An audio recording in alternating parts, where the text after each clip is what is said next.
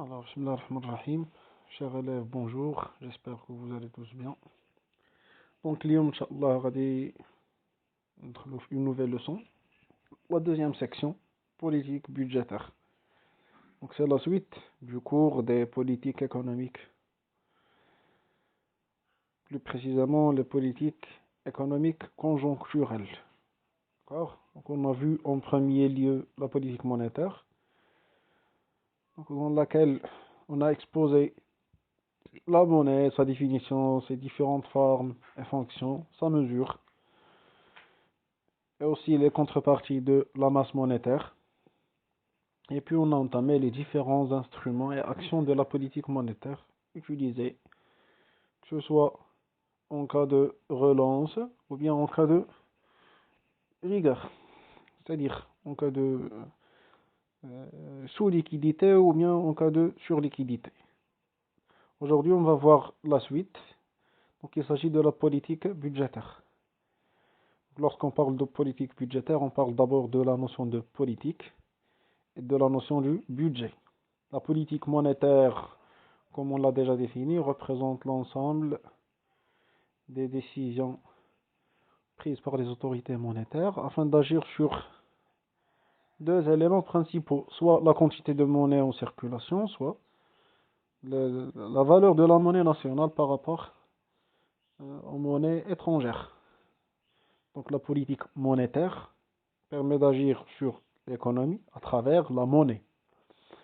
Quant à la politique budgétaire, donc elle sera utilisée pour agir bien sûr sur l'économie, mais cette fois-ci à travers la manipulation du budget. Donc avant d'entrer dans les détails, on va commencer par un petit exemple pour expliquer la notion du budget, sa signification, d'accord? Et puis on va passer aux instruments et actions de la politique budgétaire. Paragraphe 1, notion du budget. Vous avez un exemple introductif. Donc cette image, c'est une image du lycée Nadar. Donc ce lycée, comme vous le savez, c'est une administration publique de l'État. Vous êtes demandé, d'après le travail à faire, à recenser. Recenser, c'est-à-dire énumérer, déterminer les différentes dépenses de l'État relatives à la création et au fonctionnement de ce lycée. Deuxième question, vous allez déterminer, d'après vous, comment l'État va financer ces dépenses. Donc, d'après vous, commençons par la première question. Les différentes dépenses de l'État relatives à la création. Donc, pour créer ce lycée, bien sûr, l'État doit engager des dépenses. Le lycée, c'est des dépenses. D'abord, il y a celles relatives au terrain. D'accord? Il y a des dépenses relatives aux constructions, des aménagements, des acquisitions de matériel, etc., etc. Donc, toute dépense nécessaire à la création, d'accord, à la création et à la construction du lycée fait partie des dépenses de création. Ces dépenses sont engagées quand est-ce que donc au début, à la création. Une fois créé, ce lycée doit, ou bien va par la suite, exiger des coûts. Parce qu'en fait, le personnel qui va travailler dans ce lycée sera rémunéré, sera payé. Les locaux seront entretenus. On doit faire une maintenance des différents matériels de l'État, etc., etc. D'accord? Donc il existe deux types de dépenses relatives à ce lycée. Des dépenses de création, dépenses initiales, qu'on les appelle dépenses d'investissement, généralement, et des dépenses de fonctionnement, c'est-à-dire nécessaires pour faire fonctionner le lycée. C'est clair? Donc le lycée, جوج الأنواع ديال النفقات. D'abord, à la création, سواء فاش نكريوه جديد، خصنا التيران، خصنا الأرض، خصنا هذه، خصنا ماتريال، خصنا باش نيكيبيو لا salle d'informatique. Et puis par la suite des dépenses de fonctionnement باش يخدم هذا le lycée. الناس اللي خدامين فيه on doit les rémunérer. خصنا نقيو le lycée، خصنا نديرو هذه. Donc ces dépenses liées à la création s'appellent dépenses d'investissement et celles liées au fonctionnement s'appellent dépenses de fonctionnement. Deuxième question, d'après vous, comment l'État va financer ces dépenses? Bien sûr, vous avez vu en première année, bac, Et ça, c'est juste un rappel en économie générale que les prélèvements fiscaux et les prélèvements parafiscaux représentent les principales recettes de l'État. Ils constituent à elles seules presque euh, trois quarts. Donc, ils constituent presque les trois quarts des recettes de l'État. Donc, pour financer les dépenses liées au fonctionnement et à la création de ce lycée, l'État va utiliser les recettes publiques. D'accord? À titre de récapitulation, l'État, ce qu'elle fait à la fin de l'année, elle fait ce qu'on appelle chaque année bien, plutôt non pas à la fin de l'année, mais chaque année, elle fait une prévision des recettes, c'est-à-dire des impôts, des taxes, des recettes non fiscales, c'est-à-dire telles que les recettes des domaines de l'État. Et en contrepartie de ces recettes, l'État prévoit aussi des dépenses relatives à chaque ministère. Ministère de la Santé, ministère de l'Éducation nationale et de l'Enseignement supérieur, de la recherche technologique, etc., etc., dépenses du ministère de l'Intérieur. Donc, l'ensemble de ces recettes prévisionnelles, bien sûr, et des dépenses prévisionnelles, bien sûr, de chaque ministère, sont mises en vote à la fin de décembre au Parlement, pour nous donner ce qu'on appelle la loi des finances. Cette loi de finances représente ce qu'on appelle le budget de l'État.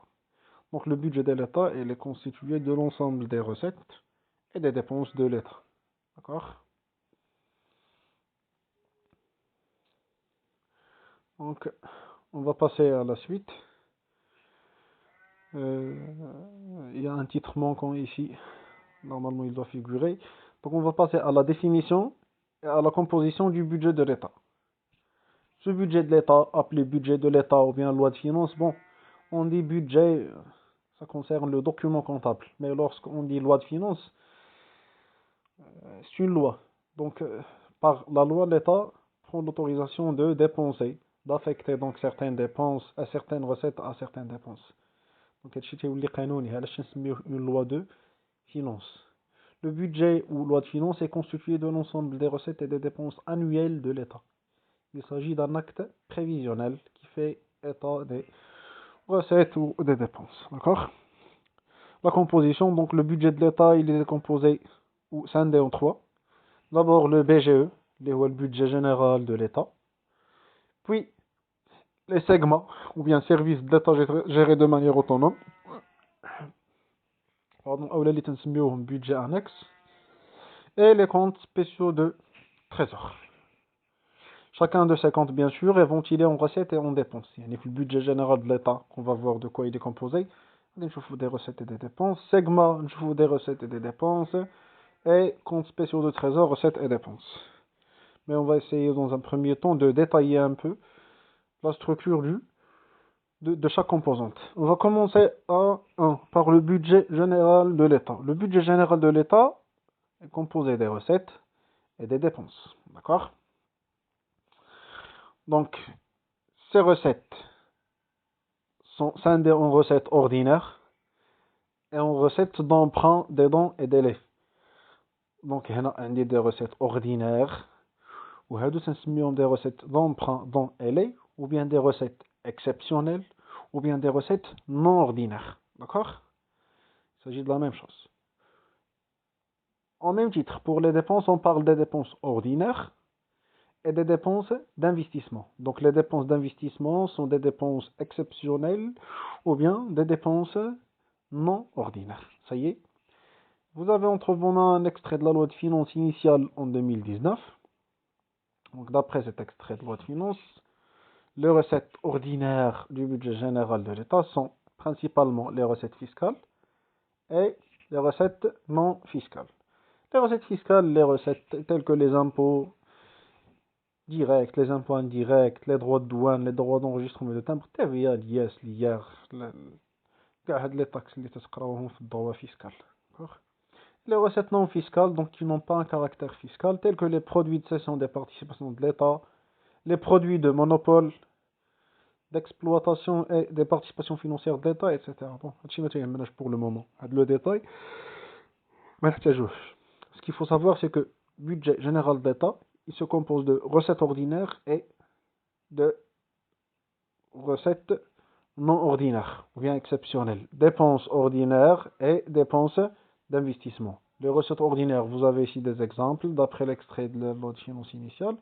Et pour les dépenses du budget général ordinaire, les dépenses ordinaires du budget général, elles sont réparties en deux grandes rubriques. D'abord, les dépenses de fonctionnement. يكونوا فيهم النفقات ديال الموظفين وديال الماتريال اللي تشريهم الدولة. D'accord. Et les dépenses en intérêts et commissions se rapportant à la dette publique. Lorsqu'on prend un emprunt, bien sûr, une partie qui est l'amortissement et une autre partie qui se compose des intérêts. Donc, les intérêts et les commissions se rapportant à la dette publique, ils constituent une dépense qui est ordinaire du budget général de l'État.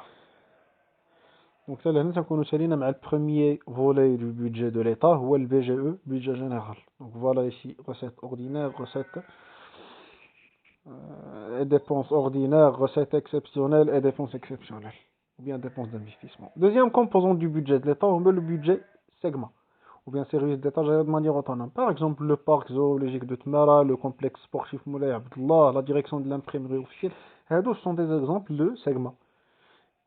Quelles caractéristiques, ce qu'elles ont comme caractéristiques? D'abord, ils sont gérés de manière autonome, ils produisent des biens et services marchands, c'est-à-dire destinés à être vendus sur un marché contre un bénéfice. Leurs dépenses sont couvertes par les ressources propres. Et en cas de besoin financier, bien sûr, l'État accorde des subventions d'équilibre. Ici, vous avez un extrait des dépenses des comptes segments. Ce que vous allez constater ici que donc, le solde, donc voilà les recettes, 2 811 499, la même somme dans les dépenses. Donc généralement, le solde des comptes segments est nul. Généralement, ce compte présente un solde nul. Ça y est. Finalement, les comptes spéciaux de trésor, par exemple, le Fonds national pour la protection de forêt, les comptes d'adhésion aux organismes internationaux, les comptes exceptionnellement. Exemple, récemment, le Fonds spécial pour la gestion de la pandémie du coronavirus. Par exemple, les comptes spéciaux de trésor. Ça y est. Donc, maintenant, ils ne se répètent pas chaque année. Et ils sont créés pour affecter certaines dépenses, à certaines recettes, au financement de certaines dépenses. D'accord? Et le solde de ce compte, bien sûr, est chaque année reporté. Donc il est reporté d'année en année.